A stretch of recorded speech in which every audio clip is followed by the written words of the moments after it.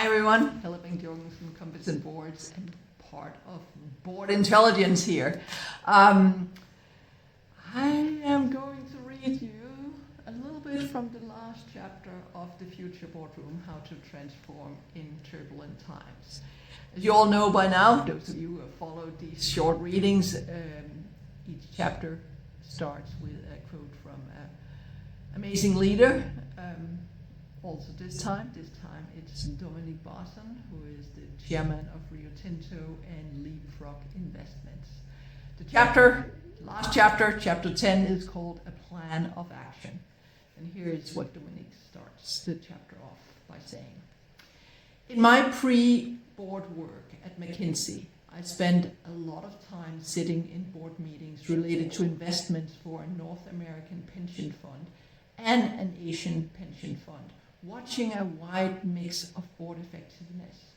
Some absolutely terrible boards and some really good boards, and trying to figure out what the key success factors are. You can see whether boards are coherent. Do they have the right skills? Are they clear about what they want to do? How effective is the chair running the meetings? Very wise questions and reflections from Dominique Bosson. So here we go, the last reading from chapter 10, A Plan of Action. I am, by nature, an optimist. I think most of you know that. So I have little doubt that the Board of the Future will be a vast improvement on its predecessors. Instead of being driven by next quarter's or even next year's share price, it will be firmly focused on long-term sustainable financial performance.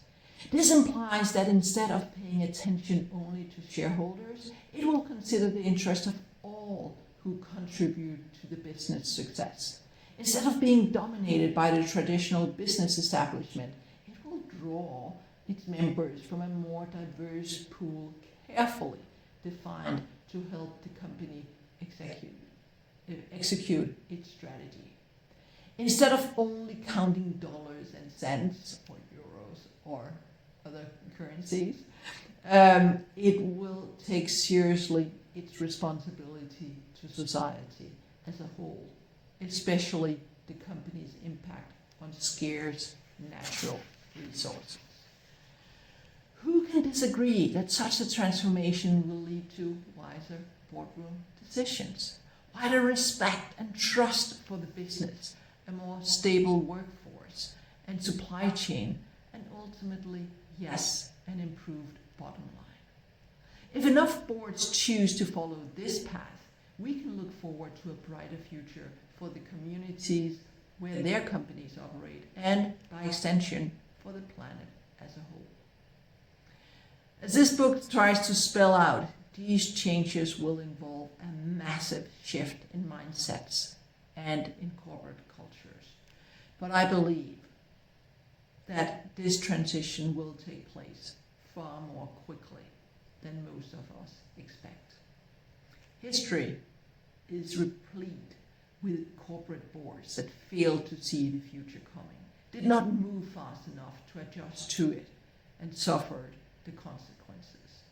Just think about Eastman Kodak, Research in Motion, the maker of BlackBerry, British Leyland, Sears, Roebuck, Blockbusters were all once household names that ended up being left in the dust by agile competitors better able to take advantage of the fast-changing world around them. But thankfully, I can also count many others, more cases of far-sighted boards and management teams that have dramatically transformed their business in the process. And now you don't get any more of this, because I could keep on reading and I know it's getting too long. So, Future Boardroom, How to Transform in Turbulent Times, Chapter 10, A Plan of Action. In this, some of the other things, measures of success. Finally, a call to action. Then rethinking board recruitment and composition. Using technology to enhance governance. governance, engaging beyond the boardroom, cementing a culture of sustainability, and responding to potential critics of sustainability. Then there is 10 must-haves for exceptional board governance.